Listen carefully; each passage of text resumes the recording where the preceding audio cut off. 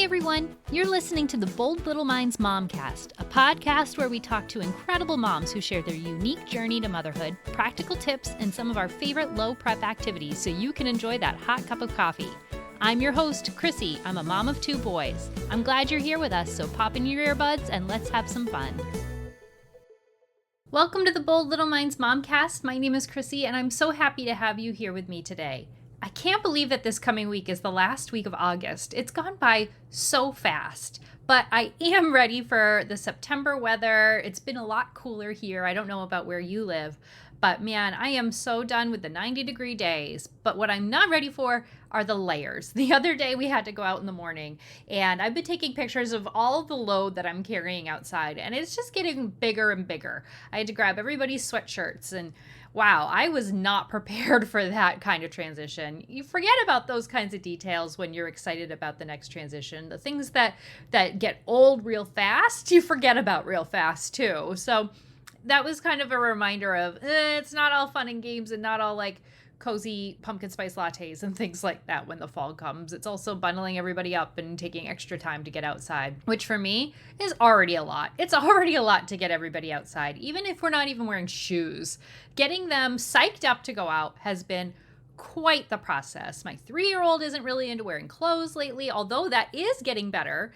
And it's even a bigger battle to try to figure out what kinds of shoes to wear. And if we need shoes, then it's a whole thing. So I am not looking forward to needing extra steps to get people out the door because I want to get outside for a walk. And I know that they benefit from being outside. Everybody is happier when we are outside. So feeling stuck inside or feeling like there's an extra layer preventing us from going outside, let's just pretend that's not going to happen. Or let's think positively and maybe it won't happen. But, that's something I'm not ready for. This past week, I don't know about you, but my kids were like on something extra. It's been really wild. I think my 3.5, or he's not quite 3.5, he'll be 3.5 in October. So I guess we're there. But anyway, my 3-year-old has been having these really emotional meltdowns where I think he's starting to hit developmental milestones where he's realizing his place in the world, and it's just a lot. And my 1.5-year-old, on the other hand, is hitting different kinds of milestones. And also I think he has teeth poking through. So anything involving sleep has been a lot. So my 3-year-old's in this nap transition where he naps still, even though he probably shouldn't. So he's up all night. So we've had nights where he's in bed at like 11 and we're up at 5 with them, or I'm up at 5 with them. My husband takes his turns on the weekend, but he's up all night working. So he needs to sleep a little later because he stays up really late finishing up his work. Wow, that's a lot. It's a late night and an early morning and then like emotional kids on top of it with maybe teeth, maybe who knows what. It's so hard to figure it out because as soon as you try to figure out something, the behavior stops or the behavior changes and it's not what you expected or not what you were trying to fix. And wow, it's just been throwing me through a loop. Luckily, we've been able to still get outside. It's good weather, so that clears our heads and gives us a reset and something else to do. So we've been going on walks. We found this little creek by our house that we go down to, and there's some big frogs. My boys aren't into catching frogs, but they will look at those big ones. We have a lot of the little ones in our yard, but they're not really interested in those. They're more interested in running around and chasing each other. But they really like at least walking down this path along the river. It's really fun to watch them cross the river back and forth. So that's been a lot of fun. And we're still able to go outside and play with the water table, which I love to do. It really does occupy them without having to have anything structured. So that's been a lot of fun. I've also started working on my main living area renovation. I've added another cabinet. And then last night, my husband and I moved our couch forward so that way we can use the back half of our living room as like a separate little space for the kids. So we had this big playpen where I called it the toddler apartment, where we had their play kitchen and a little table. It's really an end table, a coffee table that I got that is like perfect for the kids to sit at and eat. And sometimes they would eat their breakfast and lunch there or snacks. And then there was also like a cube organizer for all the kitchen accessories. And that took up a ton of space, but totally worth it. The play kitchen takes up most of their attention throughout the day, so I am so grateful to have that and don't care to lose living space to that. We couldn't have that playpen there anymore because we couldn't access the back of the couch with that there. We needed a pathway. So in order to do that, we needed to get rid of the playpen, which was really bittersweet last night, taking it down, right? Like removing all of the pieces and saying goodbye to this thing. Wow, that was hard. And then we moved the kitchen next to the couch. And this morning, it was just so cute watching them play. It was a really special little setup. I got to still sit on the couch and be a part of it. I can see myself drinking a coffee and playing with them in their little kitchen right next to the couch in the winter and the fall. So that's really cute. And I'm excited for the next steps of whatever I end up morphing that into. I have some ideas, but I am really not a visual spatial person. I need to see it happen in real life to see how things are going to come together.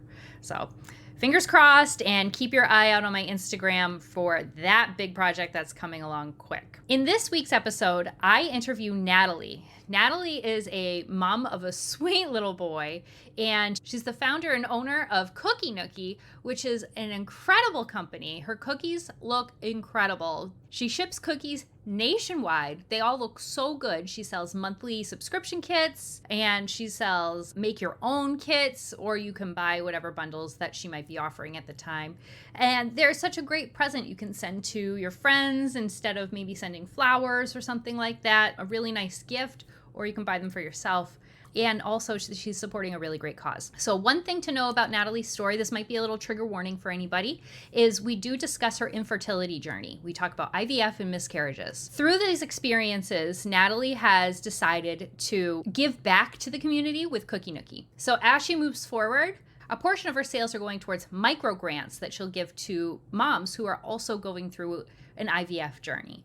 Amazing. So the gifting or the purchasing of her cookies is really going to go a long way to give back to an incredible community of people who are going through a really tough time. Even though we talk about some heavy subjects, it was such a great conversation. We talk about her career path, which has some awesome twists and turns that was so fun to talk about. We talk about her love story, which is so cute and sweet. I just was grinning from ear to ear listening to this. I can't wait to hear what you think. Make sure you go follow Natalie online and leave a quick rating and review of this podcast, and make sure you subscribe. Thank you so much for listening to the Bold Little Minds MomCast. My name is Krissy. I am a stay-at-home mom to 2 young boys, and I am here today with Natalie, who is a mom to a 29-month-old little boy. Thank you so much for joining me. Thank you so much for having me, Krissy. I'm so excited to have you here. Your Instagram page is probably one of the most dangerous ones I follow because you make such delicious looking cookies, Rice Krispie treats, all these amazing looking goodies. And it's just amazing to watch. Thank you. I think that means we're succeeding at our goal. You tempting definitely and luring are. people in. It's very tempting. Absolutely. So tell me about Cookie Nookie and how that all started, where and your life before becoming a mom. I started Cookie Nookie sort of unofficially many years ago, even before I met Wilson, and we've been together almost 10 years. I was just like baking out of my dad's house here in Houston, and I would actually, a coworker asked me if I ever sold, my treats, and that's kind of how it started. And then as the years went by, I kind of put it on hold. Life changes happened. And then I met Wilson, and I was still baking all that time. And then one day I don't know, I say this all the time when people ask, and it's true. We never discussed starting it. We just started, Love it. Yeah. And so we became an LLC, and we did the packaging and everything. And here we are. I mean, it was related to our story, our infertility story. And I don't know if you want me to go into that right now. Sure, yeah. We can talk about that. How did you know that you wanted to become a parent? When did you know you were ready, I guess? You never know you're ready, but when did you know you wanted to start trying? Well, I actually didn't always want to be a mom. And me neither. Yes. Okay, wow. So we exist. There's more than just me. But I remember so in a past life, I was an actor, and I was pursuing acting. And I remember I was at a 24-hour fitness in LA, And it just like hit me. It literally hit me. Oh my gosh, I want kids. I think I was in my early 30s at that point. Yep. And I said to myself, if I'm 35 and I haven't met anybody and I still want to have kids, I'm going to do it myself. Right. Oh my So gosh. Yep. I knew, and I'm in my 40s now. So I Yep. knew from that time that I wanted a family. And guess how old I was when I met Wilson? 35. 35. Oh my gosh, I love it. The biological clock is real. For sure. So we started dating and everything. I wasn't really thinking about having kids, at that moment. No. But then, we moved in together and we did all this stuff. And, when we met, I was 35. So when we got really serious, I was closer to 40. And so we started talking about it. And I remember, I don't know if he wants me to share this, but I was just like, okay, look, we don't have to get married right now, but if you want to have kids, we need to get on that. Okay. Because, it could take us years. Right. And little did I know I was right. So that's how that started. And we started trying. I think it was 2019, end of 29 or 2018, maybe end of 2018. And then I found out I actually was pregnant 3 months after I went off birth control. But, that one ended in a miscarriage. And that was really, really, really hard. It was a surprise. I didn't think it would be that fast. I remember it was New Year's and I had been spotting and I just thought that was, my cycle about to start. And my mom was visiting and she was just like, well, maybe you're pregnant. And I was like, no, And then I went and I took a pregnancy test. It was New Year's Day and it was positive. And I called Wilson. I was like, this isn't right, right? Right. And I took another test because I was just like, if anyone could mess up a pregnancy test, it would be me. And Wilson agreed. Right? He did. He agreed. So I took it again and it was positive again. We didn't even tell my mom, even though she was there. Yeah. We were just like, let's, go to the doctor and see and all of that. So, all of that was really, fun and everything. But it just didn't end, the way that we had hoped. But, especially from when I met Wilson, I knew that I knew I wanted to have children with him. Yeah. That's amazing. I mean, it's so hard. I've been there too. And especially around holidays, it's such a wild roller coaster of emotions, and to have it tied to that's tough. But I'm so glad that you're able to still share this story in such a fun loving way, because we deserve to have that. Even though it didn't necessarily end the way we wanted to, it's such an incredible milestone, and we deserve to have that story and own it and feel great about it. So it sounds like you've gotten there in some ways, maybe. In some ways. And it's also easier to talk about now. I was devastated for several months, when we found out, because we had gotten to the point where there was a heartbeat. And that was an appointment without Wilson. And then we had another appointment where he was there. And that's where we found out we were miscarrying. So that was really hard, but it did propel us into Cookie Nookie and devoting all that time and effort into it, and that becoming a baby of sorts, right? Yes. And then the evolution of Cookie Nookie and how we've incorporated Cam into that. I never dreamed of any of that. I never dreamed of any of that when I first started Cookie Nookie. It was just like a fun name, right? Right. But now Cookie Nookie means so much more. To me, it means Cam. It means the big girl dream that I have for it to help other families struggling like us. So that's why that's really why we have kept going, even when there are times where we're like, is this a time? Is this a sign to stop? But here we are. We're still going strong, and I'm really excited about the things that are happening with Cookie Nookie. That's great. So you had that, that false start, right? Not sure where things were going to go. How long did it take for you to start seeing a specialist? Because I know that's a really tough thing. Doctors don't really know when to recommend to continue moving on to somebody else. You don't know when you should, because we have no information ahead of time. And if the doctor's not telling you to, you don't know. How did you know, and where did you go with that? Well, actually, my doctor, from the time I had the miscarriage, she actually recommended I see a fertility doctor because of my Wow. After age. one miscarriage. Wow. Yeah. Yeah, because of my age, because of, certain factors, right? She Sure. recommended I go to, and and again, it's been such a long journey, right?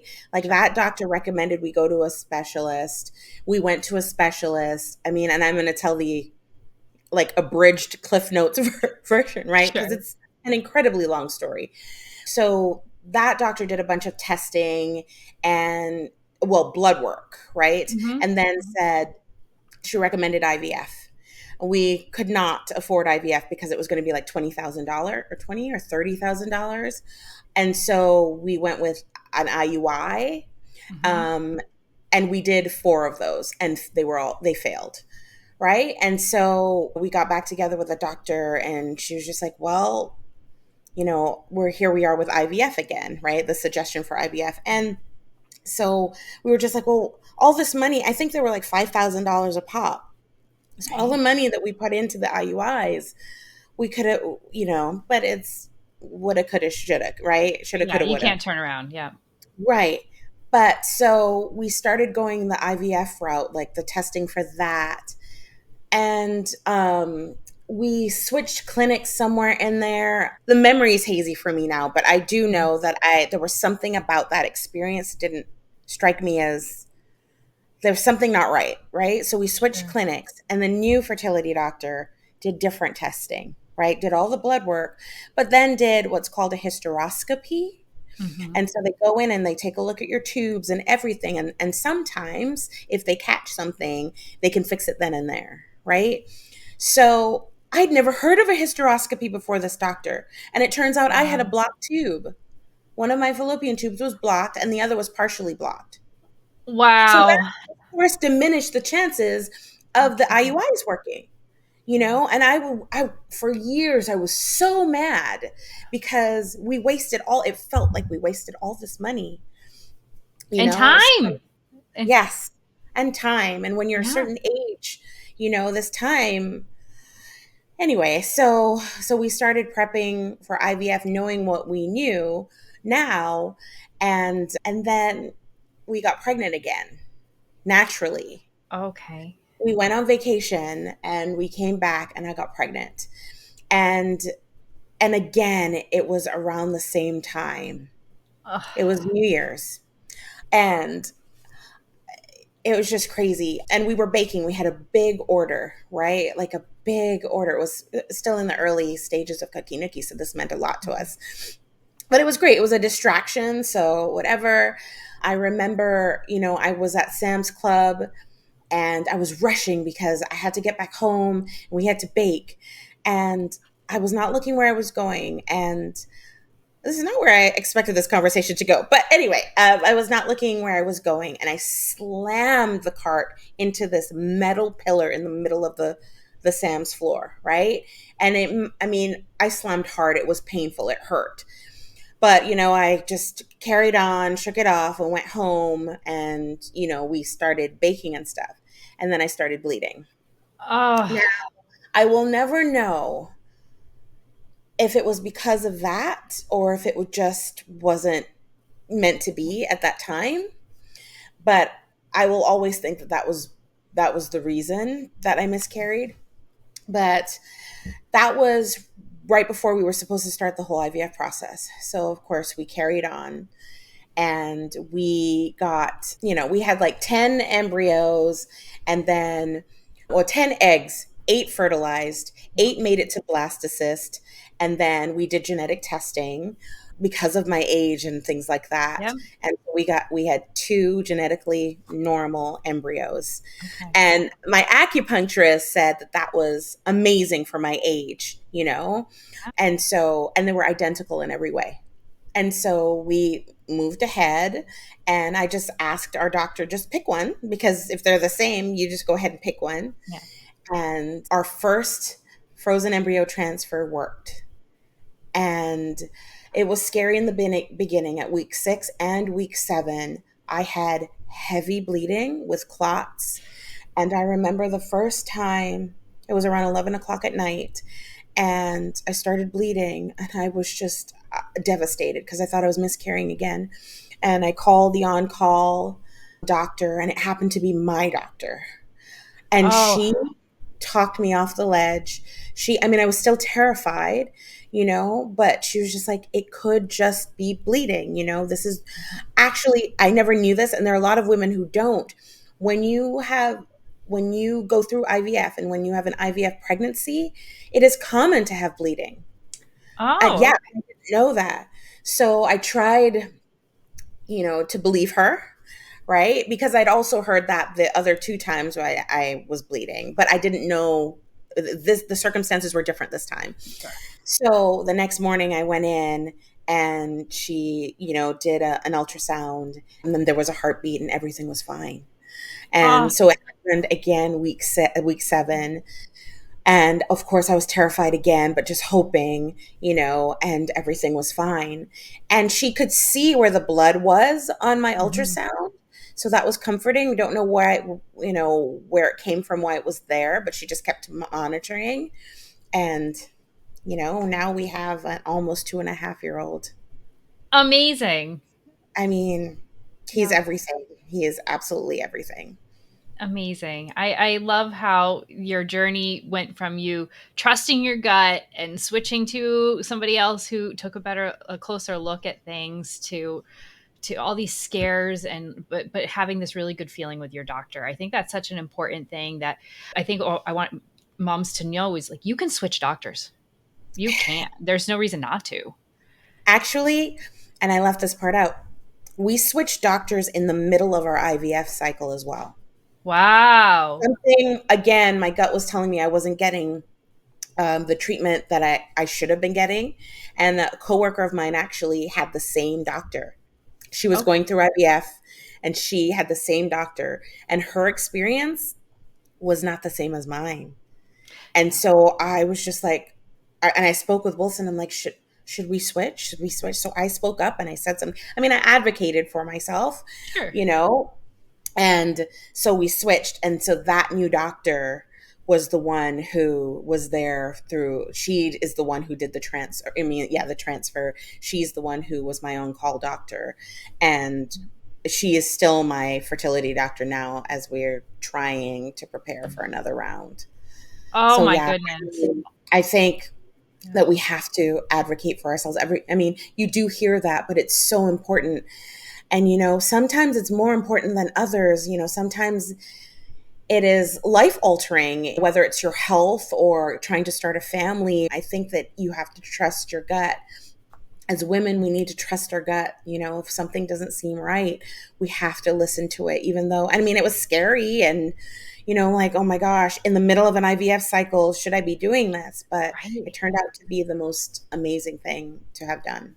Right. And it's such an intimate relationship that we feel bad, right? We feel bad sometimes that we're like dumping this doctor, but for them, I mean, it's a relationship, it's personal, but it's also a Yeah. business and it's important. So if it's not the right vibe, if it's not the right fit, if something just doesn't feel like it's going well, shop around. Yeah. There's hopefully other doctors in your area that you can Yeah. look for. So that's a really powerful message from this. So you said that you started Cookie Nookie kind of as a passion project, right? And you had this really supportive friend that said go ahead for it, and you never really had a conversation to turn into a business. But when did it go from being this fun hobby to kind of a side business to something that really was meaningful in your journey? That's a good question. I think when Wilson and I didn't have the talk, I think that's when it went from being a hobby to like a side hustle. But somewhere along the lines, I think maybe when we really were starting to go into the IVF process, that's when it became more, Mm, because I mean, for us it was like $30,000 all out of pocket. We all but drained my 401k. We put the remainder on 5 credit cards. Like, I literally busted out we busted out 5 credit cards and it was like, can we split it? So it was just, knowing that we had this mountain of medical debt that we were just like, we have to try for something. So that's when it became more than just a hobby and more than just a side hustle. We started this business to try to help ourselves and pay down debt, but I've always wanted to, I mean, like even at the holidays, I send treats to my friends, right? Yeah. Because I just want to do something for them, right? And I can't necessarily afford to buy gifts for everybody, but this is something I make myself for them, right? So that's kind of what Cookie Nookie is for me. It's like a way of giving to people. And so it kind of was a no-brainer that we would start trying to use it to help people in the infertility community. I don't think we had a conversation about that either, you know? And for a little while there, what we were doing was we would do an infertility warrior giveaway. That's what we call it. And it would be a box of our treats because it's not like we haven't paid down our bills yet, right? The IVF Sure. bill. But I still wanted to start, you know? So we would have this giveaway, and then every month we would select a winner who would get a free box of our treats completely free. Oh. So now we're just kind of going for it, even though we still haven't paid down our debt. We're just going to start doing small grants, right? So it's going to be like $500. My hope is that in the beginning stages we can do one every quarter, you know, so a percentage of our proceeds will go towards these grants. And so that we can actually start giving people, you know, that's what my dream is, right? To give grants, but I'm talking about bigger ones, but still $500 is nothing, you know, to sneeze at, right? So we're starting that now. And so I'm really excited to be able to do that. You know, I tell people this is our business, you know, where my day job, people know that I have a bakery or whatever, but I don't think they realize, you know, that the minute Cookie Nookie starts to do like really well, that's what my focus will be. Yeah, because So, it gives me purpose, you know. I'm actually like helping people, you know. My current job, I'm not helping anybody, you know, sure. and I want to do something that has meaning, you know. So that's why it's definitely it's another full-time job. Wilson and I both have. It would not be where it is without him at all. I would never have been able to do. I probably would have either just given up or paid multiple people a lot of money to do the website to help me. I mean, he helped me find, he listened to my vision. We argued a bit and then he made the vision a reality. You know, because it's hard. Like he's trying to understand what it is I want. And I'm like, what do you mean? I just want it to be super cute and pretty and but like really look, you know, high end and stuff. So just Right? don't you know Super what I cute, mean by super professional. Yes. Make it happen. Make magic. well, I mean, and he has, and you know, like we tie bows on our boxes. I was like, I remember, I'm like, I want bows. I want them to be tied up in bows. And I tried tying a bow, and it was like not cute. Wilson ties the bows. Yes. Wilson ties the best bows, and he hates it. He regrets showing me that he can tie a bow every time he ties a bow. It's so great. So it's very much the two of us. Our business, you know, our other full-time job, it's a family business. His parents come and help, you know, pack things up and all that. And then we have Cam, which is like a direct result of all of that, you know? So it means more to us than any other job could. I love that. Yes. Anything that has a purpose, it makes you feel driven. And this is such a personal one for you. What an amazing thing to give back to the community that you've become a part of. And you know, $500 is, you know, for people a week of groceries nowadays. Yeah. It's Oh, nothing. So, you know, yeah. it's huge just to not be thinking about it, not to think about that piece of it. It's just giant. So kudos to you. I am so thrilled to be Yeah. able to help you share this with hopefully some people that can benefit from it. So that's great. And now you have Cam, right? And you're a mom and you're living it and you're doing it every day and you're figuring it out, just like figuring out your job and this business and being a mom. Now tell me how this has changed your life. It's huge, right? Yes, life altering, as with all parents, I think. But I think Cam has changed who I am as a person. I mean, he's just amazing. And I think that our struggle has really made me appreciate being a mom and him and just children, period. Like, so we do in-person markets, and at these markets, from our first market, or maybe after our first market, which was a disaster, we've started giving away treats to kids 10 and under. And it's like a direct relation to Cam, and having him and our mission and everything, right? So yeah, I think that I'm a better person because of him. Like I work on myself more because of him. I am more patient because of him, because I could easily not have had him, right? And so, I catch myself if I ever get frustrated or something with him or something that he's done, I take a moment, because he's a gift, and I don't ever want him to think that he's ever done anything that means I don't love him or I love him less, or, it's not something that, mommy can get over, mommy can forgive, or you know what I mean? Like, right now he's going through he's actually very well spoken for a 2.5-year-old, right? He can express a lot of things, but sometimes he gets really frustrated. And so he does the hitting thing. Not a lot, but he does, right? And so that is something that, I catch myself and I just like take a moment and I look at him, because he does it and then he looks at me, right? And he's like waiting to see what I'm going to do and what am I going to say.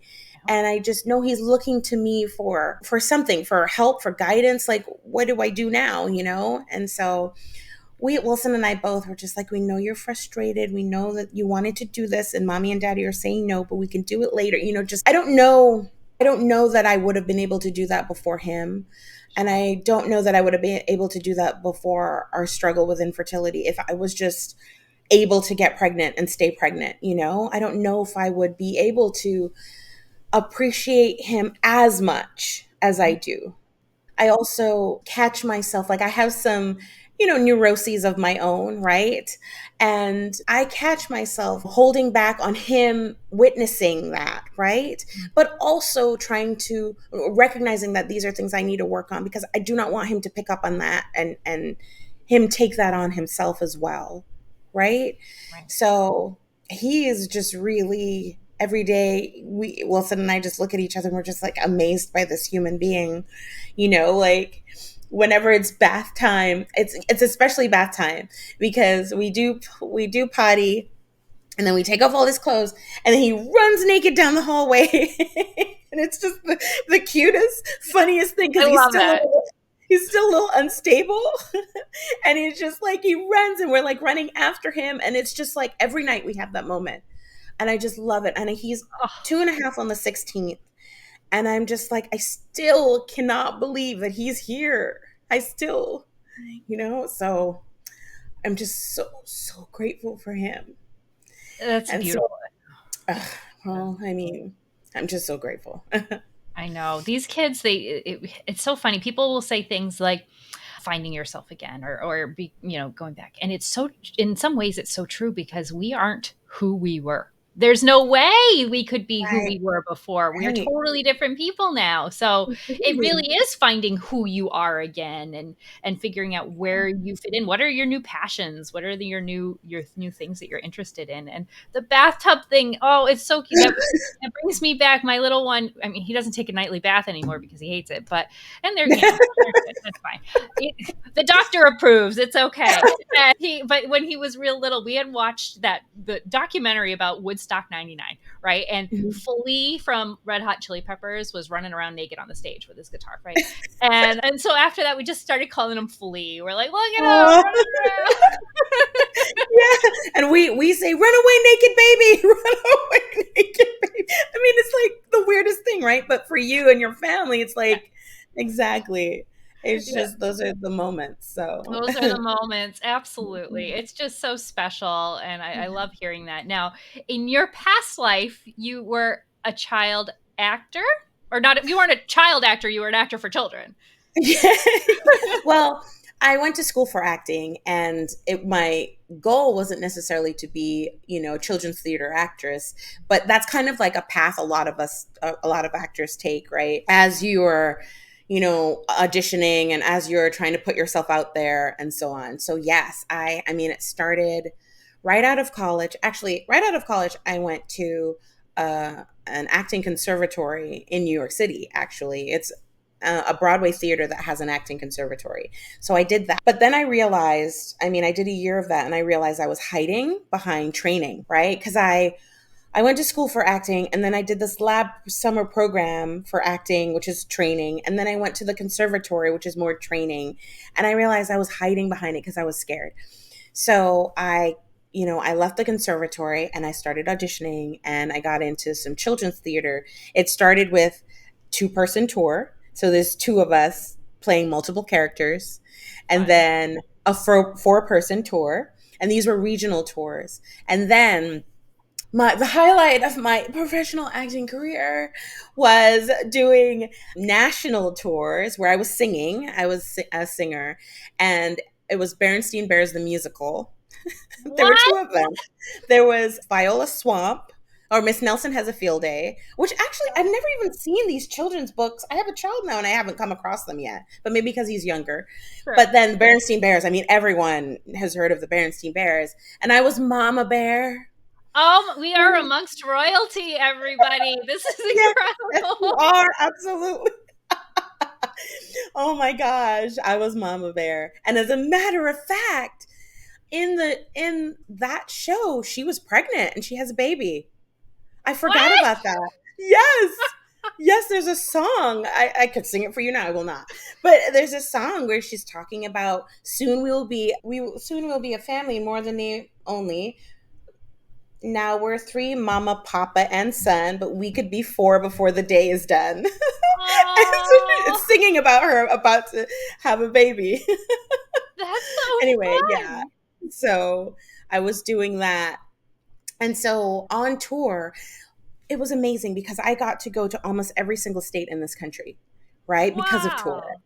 And we did shows in LA, and that's what I made the decision that I was going to, after tour, go to LA. Okay. And so I went back to New York, which was home base, and I had planned to go to LA. And there was this casting director networking thing. It's like a week-long program that I signed up for. So I went out for that. I had a boyfriend at the time. He was already out there. We had made the decision separately, right? Okay. He was out there. So I at least got to stay with him while I did this program. And then I had the opportunity to stay, right? So I worked in a restaurant in New York and they had an LA version they were opening up. And they were like, you can start today. But if you are going to say you're going to go back and come back in a few months, we can't guarantee you a spot. Sure. So I stayed. I had the one suitcase that I had just brought for this program, and I stayed in LA. And I was there for 3 years doing these casting director workshops and auditioning and all that stuff. And it just wasn't for me. LA wasn't for me because I don't know if you can tell, but I'm a very social person, and making connections with people is important to me. But I realized that when I would meet people and say, oh my gosh, we should hang out or let's do something together, I was being genuine, but they weren't. They didn't know Oh, who I knew. So they were like, of course, let's be best friends. But they were just keeping their options open in case I could help their career in yeah. some way.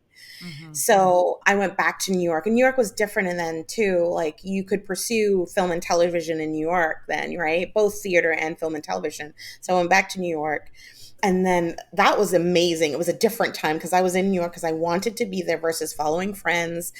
And I was in a great acting class. I had like professional headshots. I had a reel. I was ready to go. And then there was a death in my family. And my father's my father's wife passed away unexpectedly. He was in Houston, and I'm daddy's girl. So I dropped everything and moved here to be with him. And here we are. I know that was a long way of answering. No, Sorry, I but love it. Yeah. But now you're good. You're close with your father, right? And that's really important to be near your family or well, he's not here anymore. oh, I'm so sorry. It's okay. No. He's not like he's passed away or anything. Oh, He's in Florida. No. I just mean he's physically not he's in physically he's not with us in right. Texas. But so I'm here still. Wilson's laughing. But I'm here still because of Wilson. So, Oh, we met oh, of here. course. Yeah. So I stayed here because of Wilson. And now we have Cam and Wilson's family is here and everything. So, Great. yeah. I love it. So do you think you're acting? Do you see some of that coming out in your parenting? Oh, yes. Oh, my goodness. And I see it coming out in Cam and I love Yeah. it. Oh, Yeah. Well, I mean, okay, so he's very dramatic and I think he gets that from mama for sure. But so it comes out in how I read to him. It comes out in how I play with him. I mean, when he's upset, how I try to distract him by singing or whatever. He makes up songs, like he'll make up songs and he'll like, we've read to him from before he could even hold his head up, right? We've always read to him. And now he can read some of these books and he reads them in an animated way. Like he's not just reading the words, he's like, acting it out. And so I really think that that's because of me and I love it. I want him to have a way to express himself, right? And that's what's amazing about acting. And that's why a lot of people have gone into acting. It's an outlet, right? And that's what it was for me, especially singing, which I always loved. And so I want him to have that, like a lot of kids don't have a way to express themselves, a way to work through things that are going on in their lives, right? Being a kid is hard. yeah. Every stage of it is hard. You just like look at him and you're just like, oh, you're just frustrated because you just can't say what you want right now. So I love watching him. I love the little parts of me, the good parts that I see in Yes. him. Yeah, and I will gladly take credit that my son is a little bit dramatic. I love that. And it's going to be a confidence builder too. The problem I hope solving, so. the logic, it's all going to stem from that. So that's, I think yeah. he's got balanced parents, because Wilson is the logical, like good at math, all of that. And I'm the creative one, the one who's going to be, I mean, Wilson will be silly too, but I'll be the over the top one. Yeah. I made up a song yesterday. What was that? Oh, about apples. Just like, I was just doing this every time Cam had a piece of apple. And he was like, again? Again? Right. And then you have to remember the lyrics that you just made up because they remember them. And if you do it a I little don't different. remember. If you ask me today, all I remember is that I did this like dance. Yep. I don't remember what I sang. And they're going to be sometimes really frustrated that you don't remember. Oh my I gosh. just start recording it.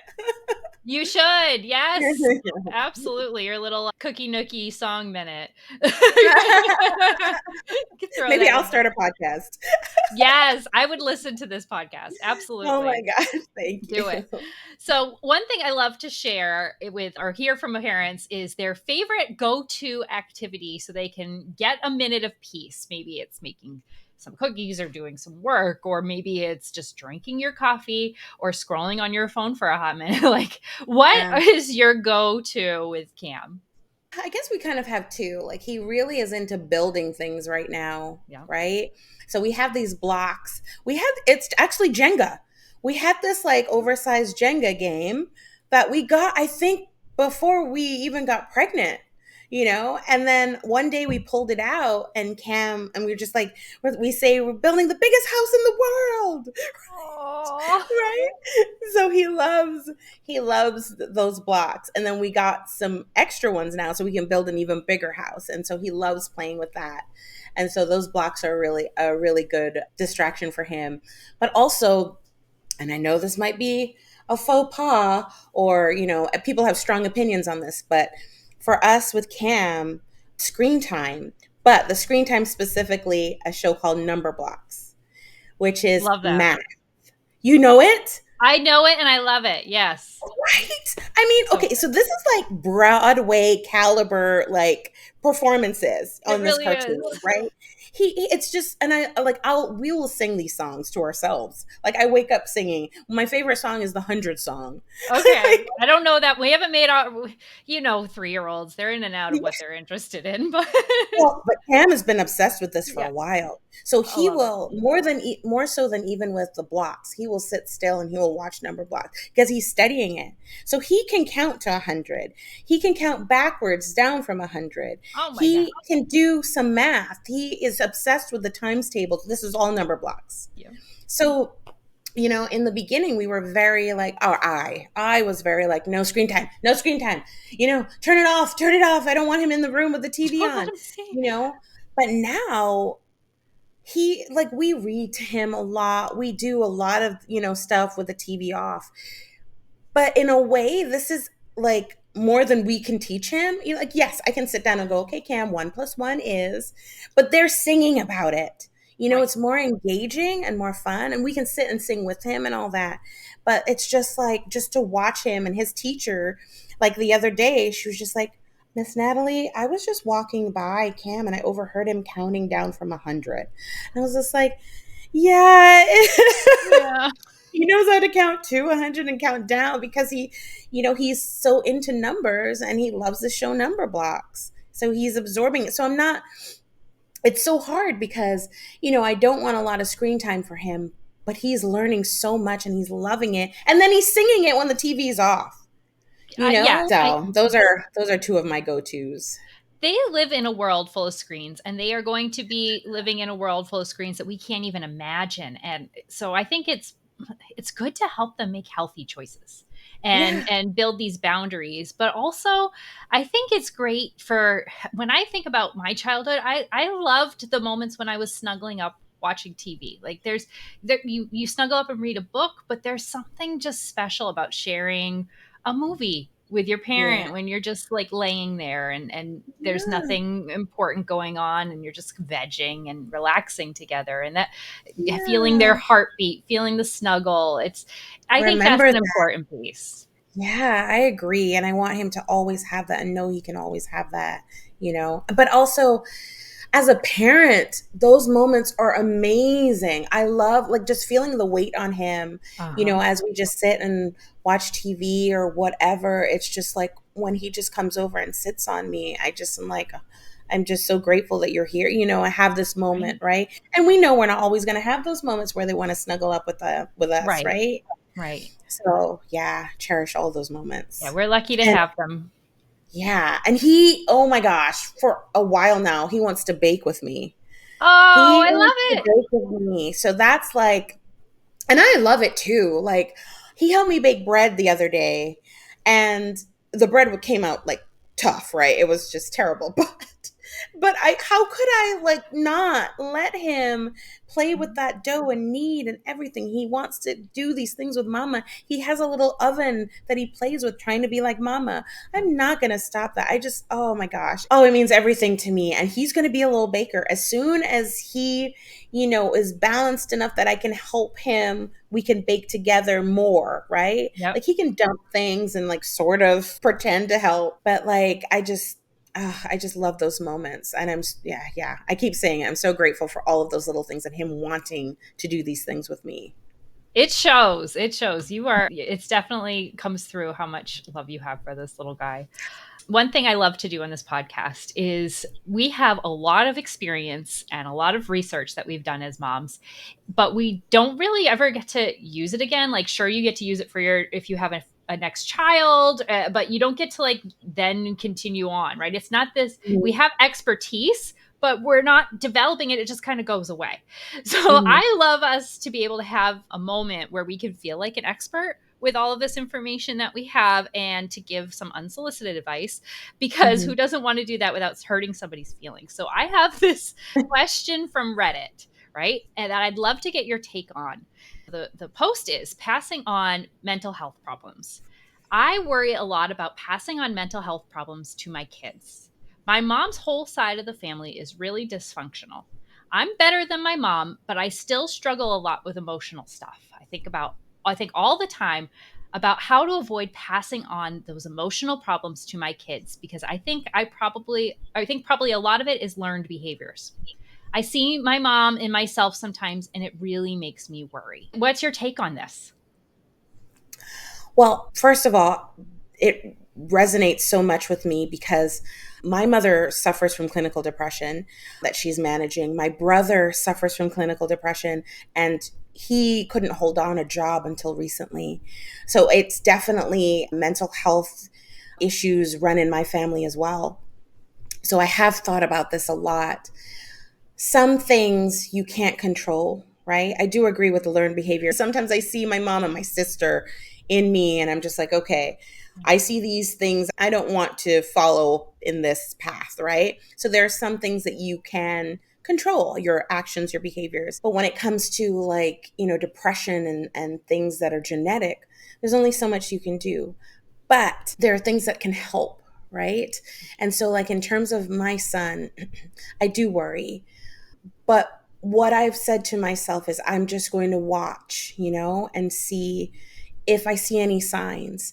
And I don't know if you know, a lot of people who suffer from depression or other, we'll say ailments or disabilities or just mental health issues have turned to acting or turned to dance or turned to, this is that creative side of me as an outlet, right? Because of course, if I saw something, my son needed help, of course I would, get him medical help or medical intervention. This is why it's so important to me to be involved with him and to be creative with him and to sing these silly songs and apparently show him how to create songs of his own so he has an outlet, because that can help as well stave off some of these things, right? And I don't think anybody can control whether their child suffers from depression or, any of those genetic diseases. If it's going to happen, it might happen, but we can help give them the tools to deal with it. That's our job as parents, right? Right. So for me, it's just watching him closely and letting him know that he's loved and letting him know in those moments where he's frustrated that it's okay to be frustrated, that mommy's here and is going to help him through that. And I'm going to give him as many tools as I can as a mom to have an outlet to deal with the difficult things in his life, you know, and take it from there. I don't have all the answers. I'm not a professional. I can only do the best that I can as a mom, right? And so I'm going to give him as many tools as I can and just watch him and help him wherever I can. And if we need medical intervention, then we'll take it that way. But I think there's a lot to be said for giving our kids tools, giving them outlets, letting them know that they can come to you, if there's ever something going on or something they don't know how to process, right? I remember when I was younger, I went to my mom because I thought, I'd seen it in her and I thought that I was suffering from depression. And she told me to snap out of it. Ooh. So I won't do that with my child, right? Right. She was just in a bad place at the time, so I don't think she was able to be there for me. Sure. So I want to do everything I can to be there for him and to give him all of these outlets that will help play with him. I'm going to put him in a dance class. He's in swim. I'm going like all these things that just gives him a way to express himself. As he grows older, he'll be able to tell me what he wants to do, what's a good outlet for Mhm. him. So that's my goal. And I also just pray that he doesn't suffer from depression as well, right? Sure. Yeah. So, but if he does, then we'll do what we need to do to help him. Help support him. Yeah, absolutely. And I think it's important you brought up the listen to what he's interested in. So he seems to be really creative and wanting to do these classes. My child, also very creative, also super, imaginative and whatnot, but really not into group situations. So Yeah. I was going to gymnastics classes, story times, all these things. And I started noticing all the anxiety. he started biting his Oh, nails. yeah. He wanted to stand in the corner, but I'm a super social person. I wanted Yeah. to meet other moms. I wanted to be with the group. Yeah. I mean, baby Krissy would have loved this situation, but my kid is not that kid. So leaning into it and supporting him, letting him be who he is, I think, a really important factor of it too. Yeah. Our kids are not us. Right. You know? Exactly. Yeah. Yeah. So that's amazing that you listen to that, and recognize that. That's huge, Yeah. right? A lot of us, Yeah. and that's what I keep saying to everyone, to my family, to Wilson. I'm going to expose him to all these things. Yes. But if he doesn't want to do it, then I'm not going to force him. Right. But I want him to know that they're there. Because there's some things, like you said, like baby Natalie would have loved to be in like the little gym, or would have loved to take this dance class or learn to Yeah. play the piano, but not all kids want to do that. So that's amazing of Right. you to see that. And it's hard as a mom to not do those things because Yeah. you intrinsically think that this is what being a good mom is like. Yeah.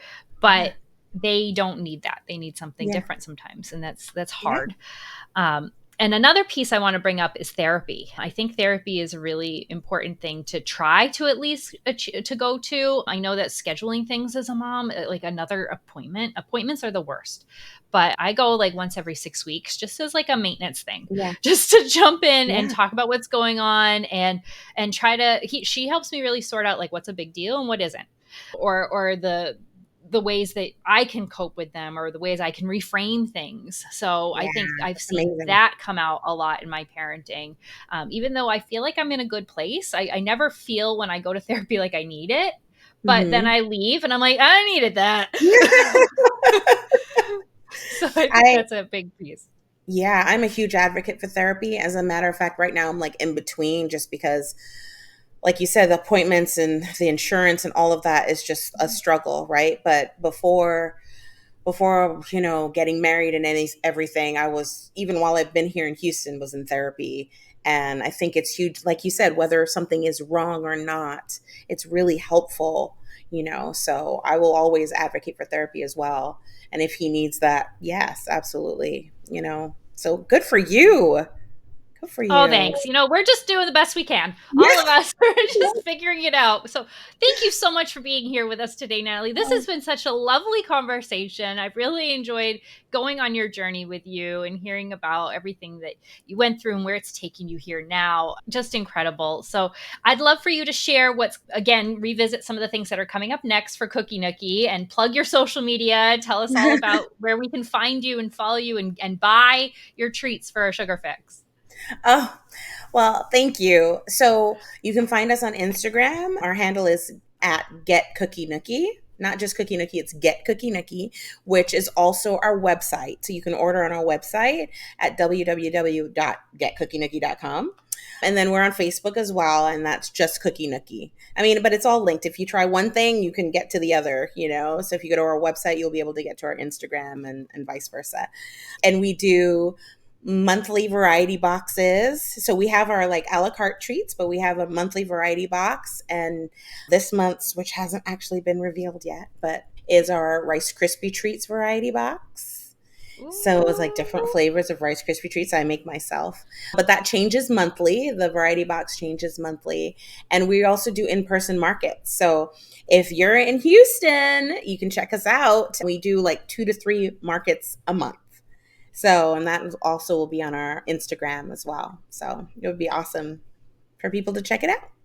Definitely. And I'll put all the links in the show notes below, and know that your purchases are clearly going to a good cause. With all your big dreams, this is just incredible to hear about. I'm so Thank proud you. to be talking to you. What an amazing story. If you'd Thank you like so to much. share your story, absolutely. If you'd like to share your story, please reach out to me at boldlittleminds@gmail.com. I'd love to share your story with the world. Every mom has a story to tell, and it's really important that we connect with each other and have this time to do it. You can find me on social media at Bold Little Minds. I'm on primarily Instagram, but you can find me on Facebook, TikTok, YouTube, Pinterest, all the things. And if you liked this podcast, please leave us a rating and review, share with your friends, and be sure to subscribe. And I'll see you again in our next episode with another inspiring mom. Thank you so much, and we'll see you next time. Thank you for having us, Krissy. You take care. Say bye-bye.